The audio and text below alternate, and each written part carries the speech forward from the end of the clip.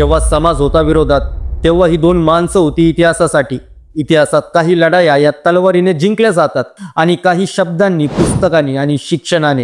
ही गोष्ट आहे या दोन माणसांची, ज्यांनी समाजाशी लढा दिला पण एकमेकांवरचा हात हा कधी सोडला नाही. आणि हे होते ज्योतिबा फुले आणि सावित्रीबाई फुले.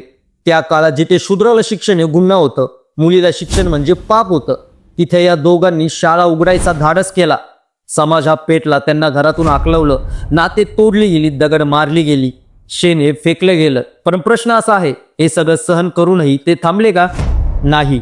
सावित्रीबाई रोज शाळेत जात होत्या, अपमान झेलत होत्या, डोळ्यात पाणी असूनही डोकं ताट ठेवून त्या साडीचा एक वेगळा जोड सोबत ठेवायच्या, कारण रस्त्यात अपमान होणार हे त्यांना माहीत होतं.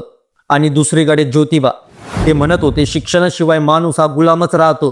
त्यांनी ब्राह्मणशाहीला प्रश्न विचारले, जाती व्यवस्थेला आव्हान दिलं आणि बहुजन समाजाला विचार दिला. हे दोघं फक्त पती पत्नी नव्हते, ते एकमेकांचं बळ होते. जेव्हा समाज हा सावित्रीबाईंवर थुंकायचा, त्या ज्योतिबा त्यांच्या पाठीशी उभे राहायचे. जेव्हा समाज ज्योतिबांना वेड्यात काढायचा, तेव्हा सावित्रीबाई त्यांच्यासोबत शाळेच्या दारात उभ्या राहायच्या. आणि शेवट प्लेगची साथ आली, सावित्रीबाईंनी स्वतःचा जीव धोक्यात घालून रुग्णांची सेवा केली आणि त्यातच आपलं आयुष्य समाजासाठी अर्पण केलं. मित्रांनो, आज आपण शिकतोय, बोलतोय, स्वप्न पाहतोय, हे सगळं कोणाच्या तरी अपमानावर, दगडांवर आणि बलिदानावर उभं आहे.